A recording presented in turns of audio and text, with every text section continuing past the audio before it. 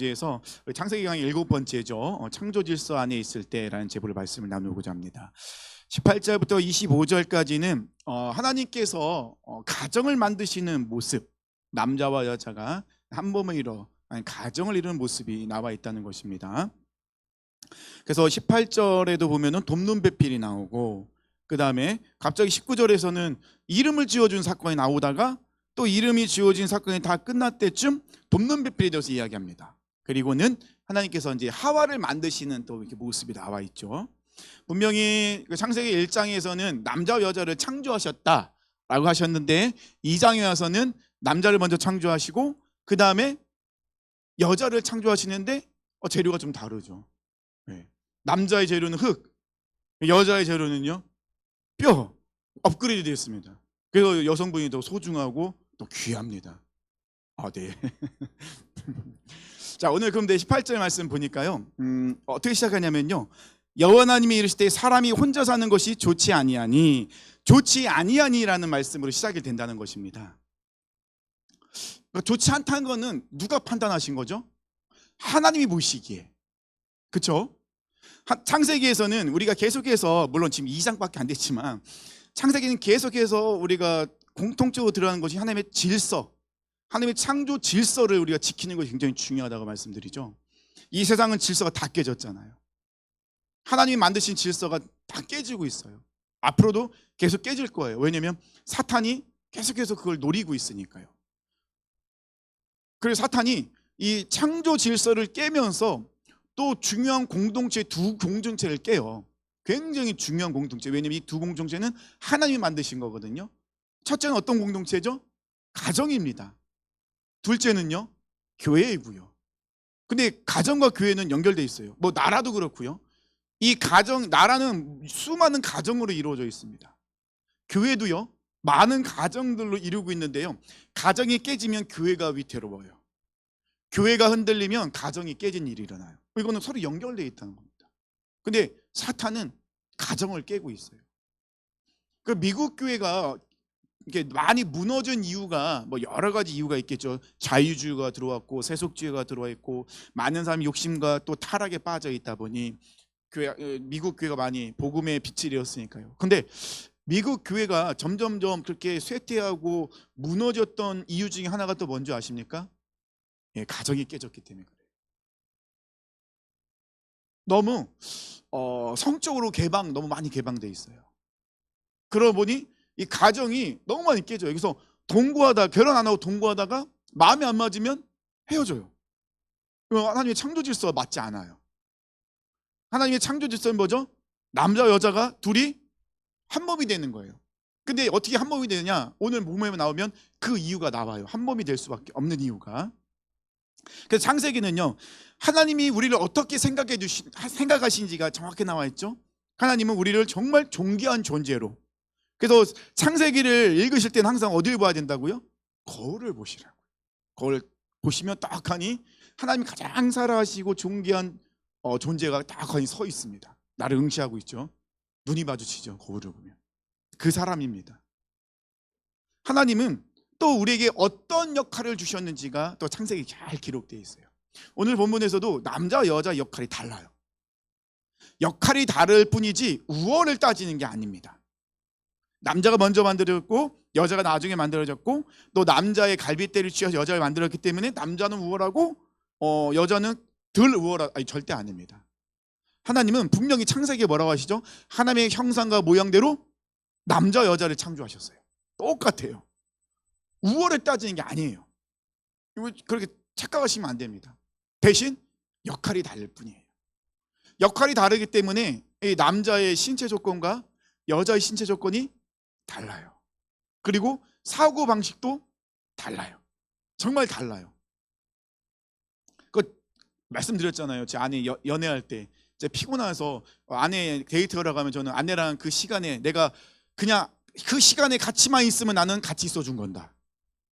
저는 이 생각했어요. 난 최선을 다했다. 그 시간에 내가 잠을 자고 있던 뭐라던 나는 아내와 같은 시간에 같은 손에 앉아 있었다. 나는 최선을 다해서 아내와 함께 있었다. 아내는요, 어림없다. 그게 뭘 같이 있는 거냐. 너는 너대로 하고 나는 나대로 했는데 뭐가 그게 같이 있는 거냐? 같이 있다는 건 뭐죠? 같이 생각을 나누고 이야기를 하고 같이 공감대 형성되는 뭔가 관계가 있어야지 같이 있는 거다. 남자 저만 그렇게 생각은 아니죠. 죄송합니다. 저만 그렇게 생각했습니다. 다르다는 거예요. 뭐 그러다 보니 많이 싸우기도 하죠. 되게 많이 그런 것도 많아요. 하나님은 이 창세기를 통하여서 하나님과 사람과 어떤 관계를 맺고 싶어 하시는지, 그 관계 맺으면 굉장히 중요하게 여기시죠. 그리고 우리가 하나님께 어떻게 나가야 되는지 이런 것들을 깨닫게 해주는 게 창세기 말씀이라는 것이죠. 근데 하나님께서 분명히 창조를 하시고 보시기에 좋았더라, 남자와 여자 사람을 만드시고 보시기에 심히 좋았더라, 이렇게 분명히 말씀하셨어요. 하나님이 판단하실 때 너무너무 기쁘신 거예요. 좋으신 거예요. 하나님의 계획하신 대로 아름답게 모든 것이 다 창조되고 계획하신 대로 그 모든 것에서 정확하게 질서를 지키며 그 모든 삶을 살아가고 있는 모습이 하나님 보시기 참 좋았다는 겁니다. 그래서 신앙생활은요, 중요한 게 뭐냐면요, 자, 판단을 누가 하는 거냐 우리가 생각해 봐야 돼요. 신앙생활을 할 때 판단은 누가 하는 겁니까? 하나님이 하시는 거예요. 1장에서도 그렇고요, 2장에서도 그렇고요, 하나님께서 뭐라고 말씀하십니까? 보시기에 좋았더라. 이런 판단은 누가 하시는 거예요? 하나님이. 신앙생활은요, 하나님이 판단하시는 거에서 우리가 따라가는 거예요. 그걸 순종이라고 하잖아요. 근데 우린 너무나도 내가 무엇인가를 판단하려 할 때가 많죠. 왜냐하면 내가 주인으로 살아가니까요.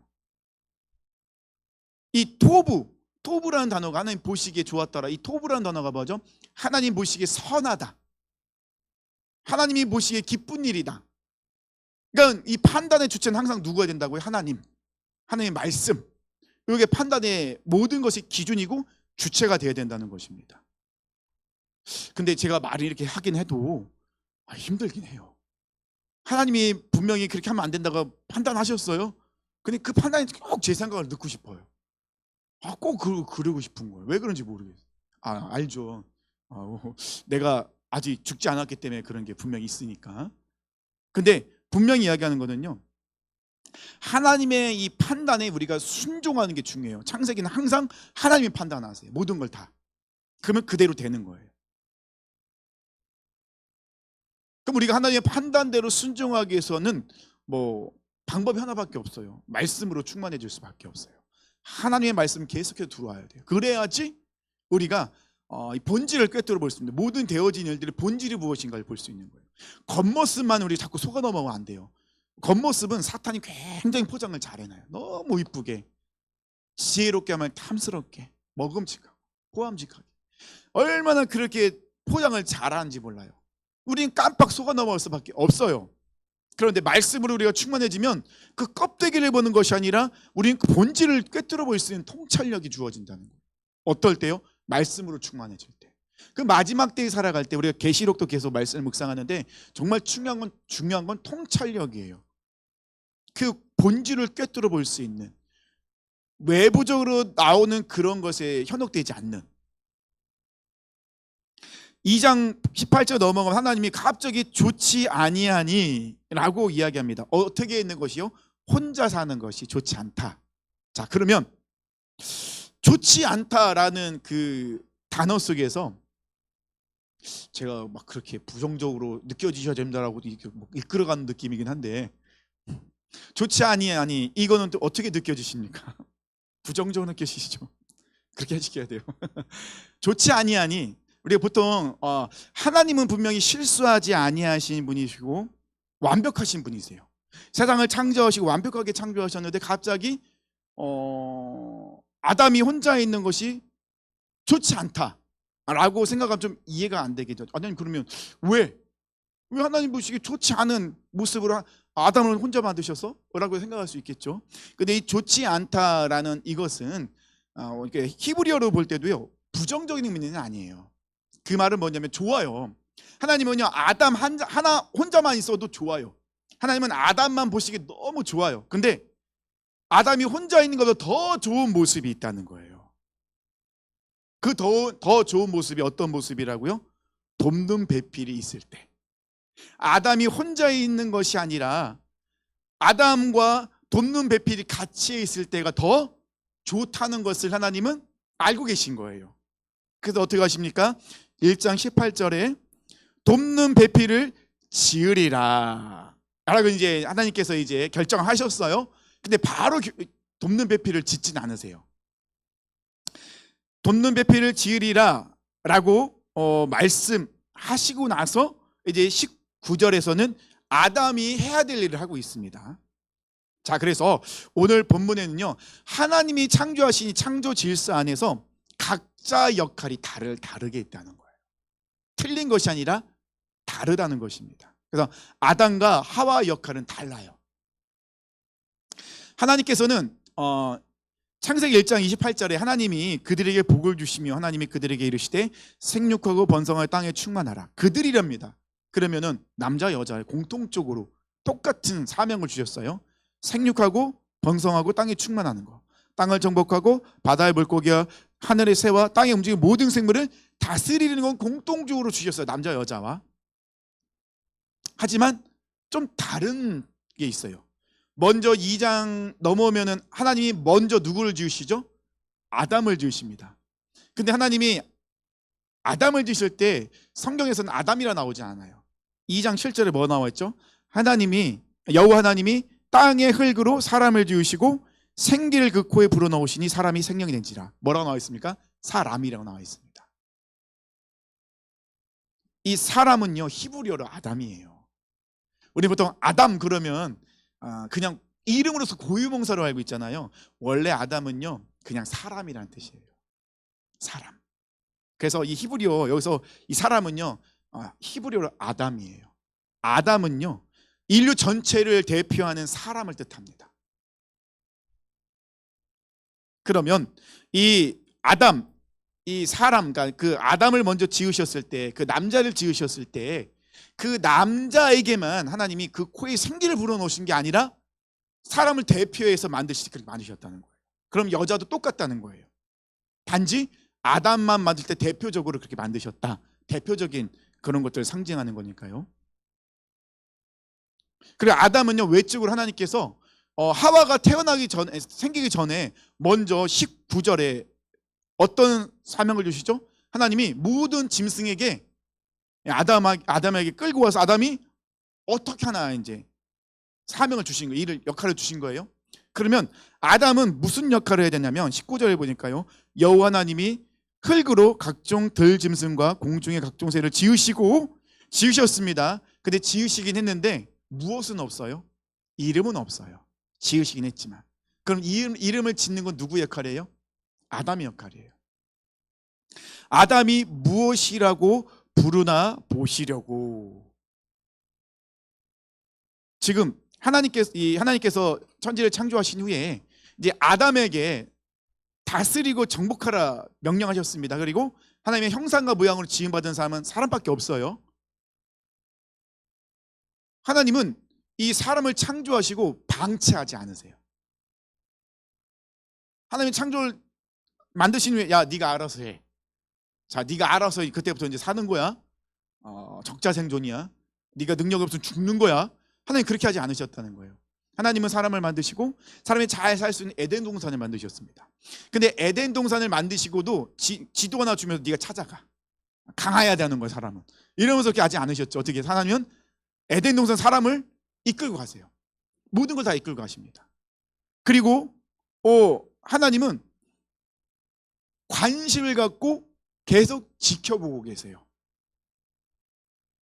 끊임없이 하나님이 간섭하시는 게 아니라 하나님은 간섭할 때와 간섭하지 않을 때를 알고 계신 거예요.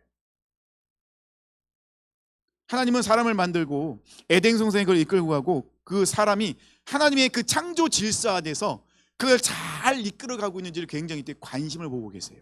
그래서 여기서 뭐라 나왔습니까? 19절에 무엇이라 부르나 보시려고라는 단어가 나옵니다. 이걸 라라는 단어인데요, 라는요, 보다라는 단어 쓰이기는 다른 곳에서는 감찰하다라는 단어로 쓰이게 돼요. 감찰하다는 건 뭐냐면 단순히 보는 것이 아니라 깊은 관심을 갖고 계속해서 주시해 보는 거예요. 그 말은 뭐죠? 하나님은 우리를 끊임없이 보고 계신 거예요. 한눈을 팔지 않으세요. 하나님 우리에게 사명을 주셨으면은 막 하나님 마음이 급해갖고 야 그것도 못해 비켜봐 내가 할게 이렇게 하지 않으시고, 하나님은 우리에게 자유의 의지를 주셨잖아요. 자유를 주셨잖아요. 우리에게 지혜를 주셨잖아요. 그걸 가지고 하나님의 질서를 잘 지켜나가기를 보고 계신 거예요.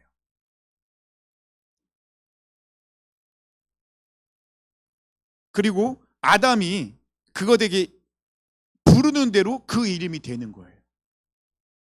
이름은 굉장히 중요하잖아요. 우리가 무엇인가 이름을 지을 때는 어떻게 이름을 짓습니까? 그 안에 나의 뭐라고 해야 되죠? 그거를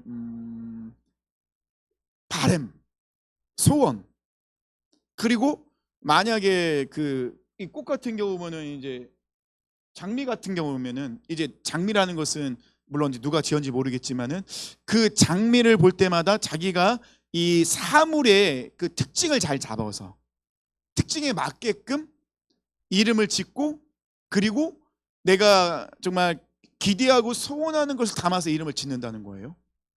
그래서 저는 아이들 이름을 이제 가은이 같은 경우는 더할 가자에 은혜 은자. 가은이 인생 가운데 하나님 은혜가 더하기를. 근데 정말 그렇게 정말 가은이 인생은 그렇더라고요. 하나님의 때에 따라서 정말 은혜대로 이렇게 인도하시는 모습을 보여요. 찬이는 찬양할 찬자에 기쁠 희자거든요. 아직 때가 안 된 거예요.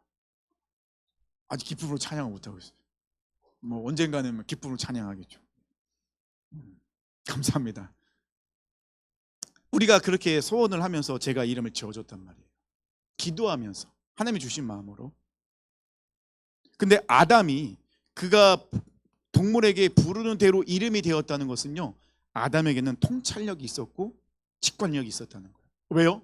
하나님의 형상과 모양으로 지음받았기 때문에. 우리가 그런 존재로 지음받았어요. 그리고 우리에게 사명을 주신 거죠. 그러니까 하나님, 아담은 하나님의 창조 질서를 알아요. 왜요?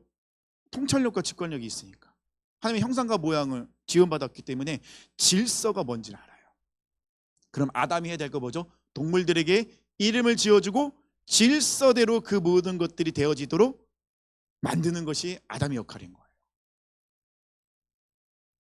근데 아담이 이런 역할을 잘 감당하고 있는데 문제는 뭐냐면은 20절 가니까요, 아담이 모든 가축과 공중의 새와 들의 모든 짐승에게 이름을 주니라.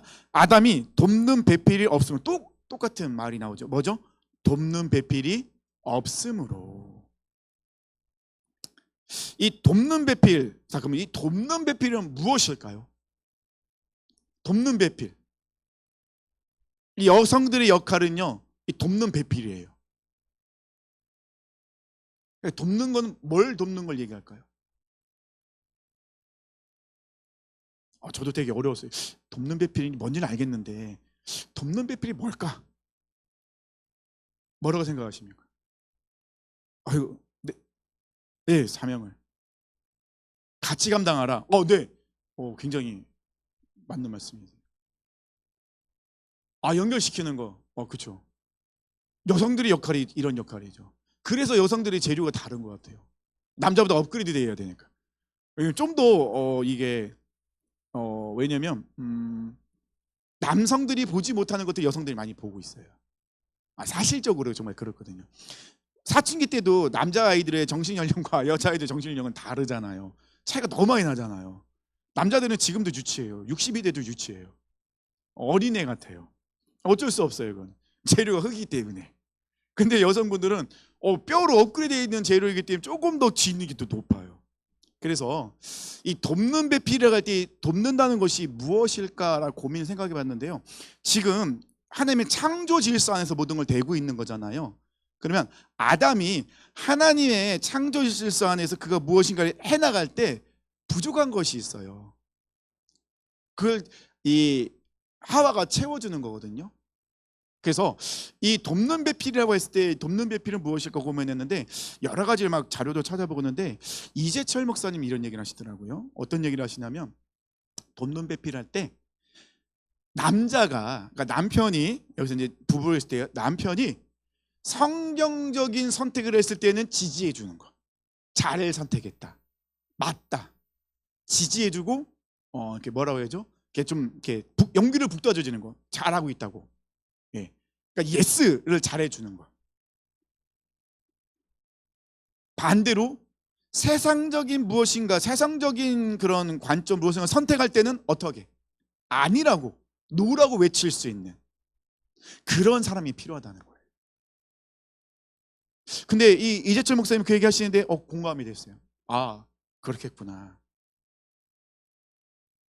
하나님께서는 이 아담에게 먼저 이 19절에서 보면 돕는 배필이 지어지기 전에 이제 이름을 짓는 걸 하게 됩니다. 그리고 혼자서 이 자연 만물의 하늘의 창조 질서에 이끌어가고 있습니다. 그때 아담이 혼자서 그 모든 것을 감당하기보다는 옆에서 그런 것에 대해서 조금 더 성경적인 하나님의 말씀 창조 질서 안에서 그 모든 것을 결정할 수 있게끔 도와준 역할, 이 역할이 돕는 배필이다 라는 것입니다. 공감되시나요? 목사님들도요, 목사님들의 사역, 저는 그렇게 목사님의 사역은 30%, 사모님들의 사역은 70%라 생각을 해요. 그 사모님들 역할이 굉장히 더 중요해요. 그래서 저는 부목사 할 때도 아내가 일을 하지 못하게 했어요. 일을 하면 분명히 저는 아이들 학원 보낼 수도 있고 또 생활적으로 윤택할 수는 있어요. 그런데 제가 제 자신을 못 믿겠어요. 너무 무서워요. 그래서 아내한테 직장생활 다니기보다는 같이 신방 다니고 나를 위해서 중보기도 해달라고 했어요. 왜냐면 제가 혼자 사역을 감당하기 솔직히 힘들기도 하고 보지 못하는 것들이 너무 많아요.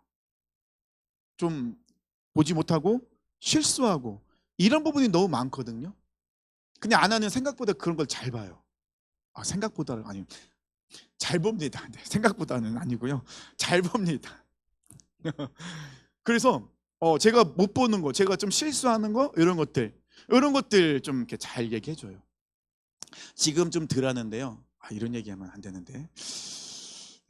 제가 그랬는데 제가 이제 부교육자 때 설교를 하고 내려오면은 항상 아내의 눈치를 봤어요. 정말 날카로우시거든요. 저의 그 잘못된 그런 이렇게 습관들, 설교할 때 좀 안 좋은 습관들, 이러는 것들, 이렇게 조금 이렇게 방해가 되는 이런 것들을 저는 몰라요.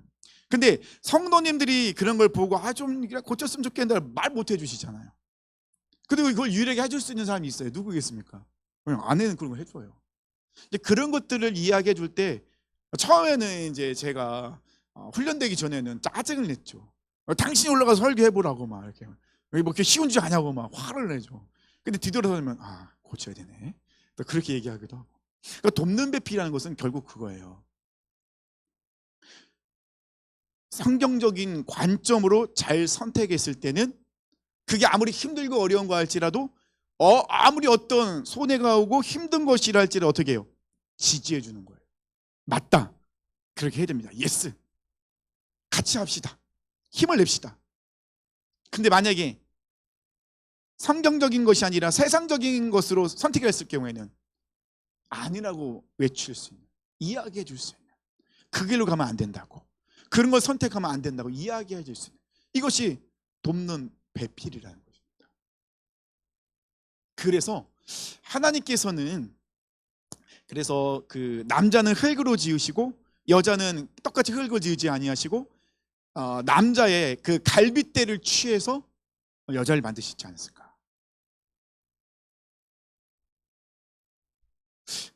그래서 하나가 될 수 있는 거예요. 왜냐하면 남자의 몸에서 여자가 나왔기 때문에. 나중에는 바뀌죠. 여자에게서 이제 사람이 나오기 시작하죠. 처음에는요, 남자의 몸에서 여자가 나왔습니다. 자, 그러면 원래는 하나였던 거예요. 이해되시죠? 그래서 한 몸인 거예요. 성경적으로 부모를 떠나 한 몸을 이룬. 자, 지금 아담에게 부모가 있습니까? 없죠. 그러면 무슨 말씀할까요? 아담과 하와가 자녀들에게 가르치는 거예요. 다음 세대에게. 그러니까 남자는 부모를 떠나야 되는 거예요. 그래야 진정으로 하나가 되는 거예요. 이해되셨죠? 이게 성경적으로 가정의 모습이라는 것입니다. 분명한 거는요, 남자와 여자. 근데 이게 히브리어도 보면요, 이 히브리어 남자와 여자가 그냥 남자 여자 이렇게 나와 있지만 조금 더 여러 가지 단어들이 있으면은 남편과 아내라는 단어도 들어가 있어요. 히브리어 원어로 보면은. 그러면 가정을 이루는 것은 굉장히 성경적이라는 거예요. 근데 지금 이 시대에는요, 많은 청년들이 비혼주의자들이 많아요. 결혼은 안 하려고 합니다. 왜 결혼을 안 하려고 할까요? 가운데 주시고 가끔 그런 얘기해요. 결혼 안 한다고. 아빠 엄마하고 같이 산다고. 난 좋긴 한데 그건 성경적이지 않으니까 아직 이렇게 좀 눈에 콩깍지가 찍을 만한 사람을 못 만나서 그런 건지. 물론 하나님이 허락하신 독신주의도 있어요. 하나님의 일을 하기 위해서. 근데 결혼하는 것이 맞긴 맞아요. 근데 요즘 젊은 사람들이 왜 결혼을 안 하려고 하죠? 자기 중심적이기 때문에 그래요. 왜냐면 결혼을 하면 서로 맞춰가야 되잖아요. 저희 부부도 서로 맞춰가기 위해서 가장 먼저 뭔지 아세요? 치약자기 이렇게 하죠. 저희 가정사 다 나오네. 제 아내는 가운데부터 자기, 저는 밑에서 자기. 맞춰가는 거 시간 좀 걸렸습니다. 다 맞춰가든 다 다르거든요. 왜냐면 전혀 다른 곳에 살다가 만났으니. 근데 하나가 될 수가 있어요. 충분히 가능하다는 것입니다. 왜냐면 하나님께서 그렇게 만드셨으니까요. 근데 사탄은 지금 많은 젊은이들을 보고 자기 중심적으로 살아가다 보니 결혼을 안 하게 만들려고 하는 거예요. 결혼하면은 불편한 게 많잖아요. 그 남성들이 그런 얘기를 하잖아요. 요즘 젊은 사람들이 연애하는 건 괜찮대요. 왜냐하면 연애하는 거는 같이 시간을 보내다가 여자친구가 집에 가니까. 근데 결혼은요, 여자친구가 집을 안 간대요. 그래서 힘들대요. 집에 가야 되는데 집을 안 가고 너무 힘들다는 거예요. 요즘 젊은 그 남자들이 그렇게 얘기를 한대요. 연애할 때는 그래도 재밌게 놀다가 이제 갈 때 되면 가고, 혼자 있을 때 나 혼자 있으면, 혼자 있을 때 또 친구들 남자친구 다 모였고 막 뭐 게임하러 다니고 막 공차러 다니고 이러고 있는데, 아니 가이다 여자친구가 집에 떡하니 앉아 있으니 눈치 보니 아무데도 못 가고 너무 힘들다는 거죠. 그래서 많은 사람들이, 젊은이들이 그런 비혼주의. 근데 비혼주의는 성경적이진 않아요. 왜냐하면 그 아름다운 가정을 통하여서 자녀들이 태어나고 그 자녀들은 계속해서 다음 세대에 신앙이 물려지기 때문에, 하나님의 사람의 계보가 흘러가기 때문에 이것도 굉장히 중요한 부분이거든요. 그래서 사탄은 기를 쓰고 가정을 깨뜨리려고 하는 거예요. 얼마나 가정이 많이 깨지고 있습니까? 근데 가정이 깨지는 모습을 보면요, 왜 깨질까라고 생각해 보면 욕심으로 깨지는 경우도 많아요. 그리고 또 이야기를 들어보면 진짜 이런 분들은 이혼하는 게 맞겠다 싶을 정도의 어려움을 당한 분도 있더라고요. 많이 폭력을, 아니면 이제 뭐 알코올이라든지 뭐 도박이라든지 마약이라든지 막 이런 것 때문에 너무 고통을 하고 힘들어하면은, 뭐 저 같은 경우도 이분한테는 헤어지라고 말씀드리기 맞나? 라고 싶은 생각도 들지만, 그래도 또 그거는 또 하나님께서 기뻐하시려나 또 고민도 되고, 함부로 이야기할 수 없는 부분이라는 것입니다. 그러니까 중요한 건 뭐냐면, 우리는 이 시대 속에서 사탄은 계속해서 하나님 만드신 가정을 깨려 하고, 그 가정이 깨짐으로 교회가 깨지도록 만들고 있고, 가정이 깨지게 되면요, 어디가 또 무너지게 됩니까? 다음 세대가 무너지는 거예요. 다음 세대가 완전히 무너질 수밖에 없어요.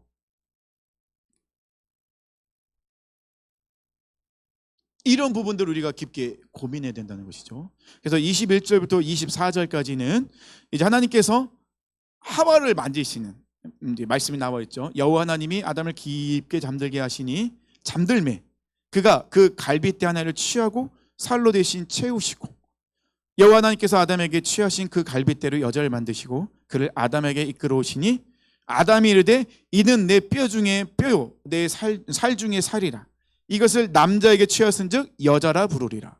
아담이 그 하나님 만드신 그 여자를 여자라는 이름을 불러요. 이름을 이렇게 지어주게 되죠. 나중에 이제는 하와라는 이름으로 이제 다시 이제 나오긴 하지만요. 그래서 이러므로 남자가 부모를 떠나 그의 아내와 합하여 둘이 한 몸을 이룰지니라. 결국은 이 가정이라는 것은 어찌 보면은 하나님의 창조 질서 안에도 굉장히 중요한 부분, 질서 안에서 회복되어지는 부분. 그래서 요즘은 이제 가정 부부 학교도 하고 그다음에 결혼 예배 학교도 하고 그다음에 그 연애 학교도 해요. 연애 학교. 어떻게 연애를 할 것인가. 이런 것도 많이 하더라고요. 그래서 청년들 굉장히 중요한 것 같아요. 우리가 결혼은 처음이기 때문에 결혼식이 처음이니까 되게 실수 많이 하잖아요. 그렇지만 결혼식 2번 하면 안 되잖아요. 한 번만 해야 되잖아요. 고린도전서 11장 11절 12절 이런 말씀이 있습니다. 그러나 주 안에는 남자 없이 여자만 있지 않고 여자 없이 남자만 있지 아니하니라.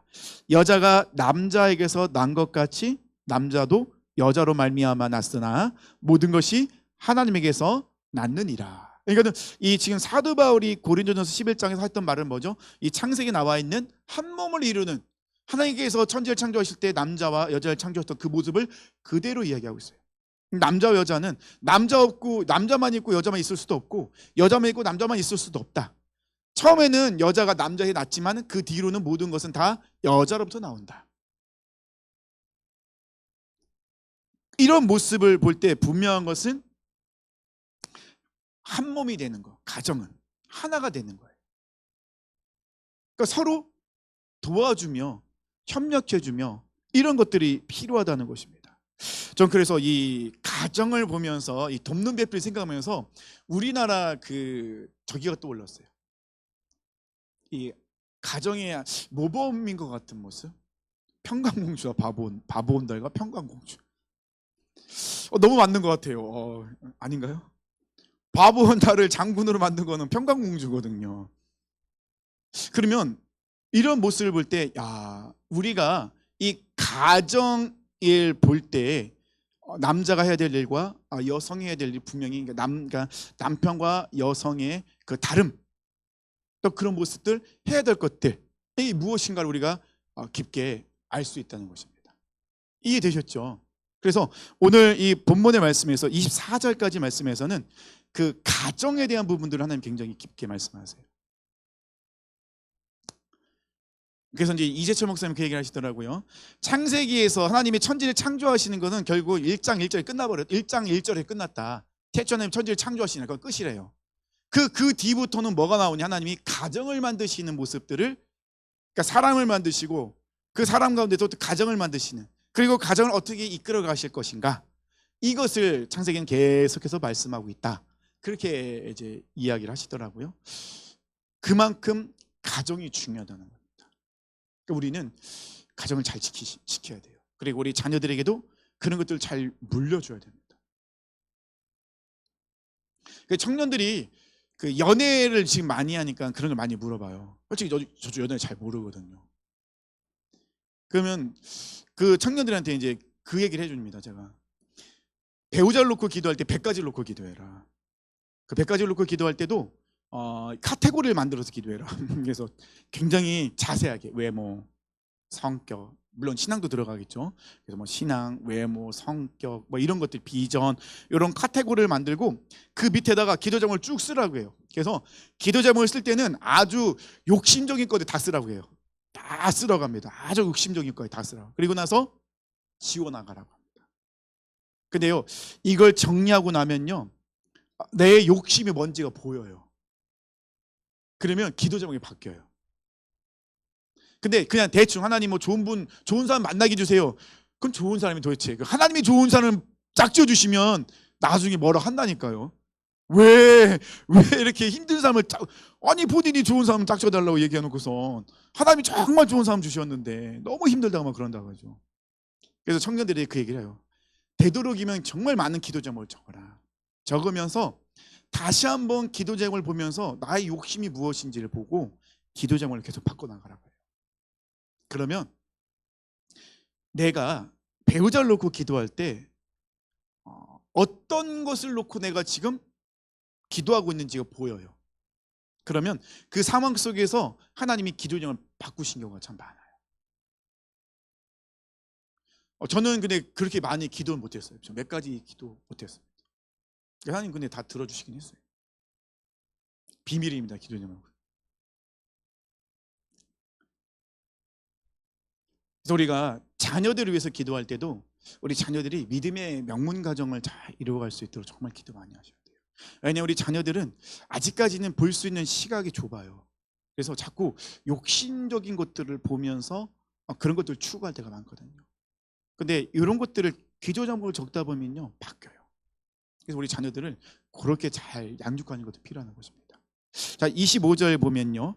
아담과 그의 아내 두 사람이 벌거벗었으나 부끄러워하지 아니하리라. 자, 25절 말씀이 좀 뜬금없이 나왔거든요.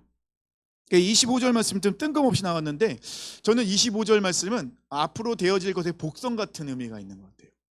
왜냐하면 이 아담과 그 당시는 벌거벗었어요. 벌거벗었지만은 부끄러워하지 않아요. 아니면 부부끼리니까 부끄러워하지 않는 거 당연하겠죠. 근데 이 부끄러워하지 않았다는 것은 아담과 서로를 볼 때 부끄러워하지 않는 모습도 있겠지만 어느 부분에 또 부끄러워하지 않았을까요? 하나님 앞에서도 부끄럽지 않았다는 거예요. 그래도 이 부끄러워한다는 것은 어떤 것이 있을까요? 실망과 수치감이 있을 것 같아요. 아담과 하와가요 하나님의 창조 질서 안에서 아름다운 가정을 이뤄갔을 때는요 서로 돕고 채워주니까 기쁨과 즐거움밖에 없는 거예요. 수치심을 느낄 필요도 없고 실망감 느낄 필요도 없어요. 또 이 당시에는 아담과 하와에게 뭐가 없죠? 죄가 없기 때문에 그들은 부끄러울 이유가 없는 거예요. 그래서 25절 말씀은 이 3장에 어떤 일이 일어날 것인가에 대한 것들을 이게 복선처럼 미리 보여주는 역할을 하는 것 같아요. 그래서 3장으로 넘어가면은 결국은 그들이 부끄러워할 만한 일들이 일어나게 된다는 것이죠. 인간의 삶에 우울하게 만드는 실망과 수치감은요 어디로부터 온다고요? 죄로부터 오는 겁니다. 결국 우리 안에 그 좌절, 수치심 이런 것들은 우리 마음속 깊이 잡고 있는 그 욕심, 이 죄로 인해서 그런 것들이 올라오게 된다는 것이죠. 그래서 로마서 10장 11절 말씀 보면요 성경에 이르되 누구든지 그를 믿는 자는 부끄러움을 당하지 아니하리라 하니. 예수를 믿으면 우리 안에 뭐가 사라진다고요? 부끄러움이 사라진다. 자, 말씀 읽겠습니다. 우리는 하나님의 창조 질서 안에 있을 때 가장 행복하다는 거예요. 그래서 이 가정에서 그런 것들이 참 많이 일어나야 된다는 겁니다. 가정의 회복이 참 많이 일어나야 돼요. 이 가정에서 핵심은 누구일까요? 네? 남편과 아내입니다. 핵심입니다. 그래서 이 남편과 아내는 하나가 되는데 서로 돕는 배필이 돼야 돼요. 이게 오늘 보면 굉장히 중요하게 우리가 생각해야 되는 거. 그러면 우리 사랑하는 성도님들, 이렇게 부부가 같이 예수님 믿지 않는 분들은 좀 어렵겠지만 그래도 우리가 정말 서로 돕는 배필로서 그런 가정을 잘 세워나가고 계십니까? 지금까지 이렇게 못했다면 오늘부터 하면 되죠. 오늘부터 그렇게 우리가 해나가면 되겠죠. 그리고 자녀들에게도 알려주면 되겠죠. 가정이란 남편과 아내의 모습은 이런 모습이어야 된다. 그래서 잠언 31장인가요? 현숙한 여인이 나옵니다. 현숙한 여인이 가정을 세우더라. 그래서 하나님께서는 여성이라는 그 여자라는 그 존재 안에 돕는 배필을 그렇게 말씀하신 것 같아요. 그러니까 여성이, 이 어머니가, 아내가 가정에서 해야 될 일 굉장히 큰 사역이에요.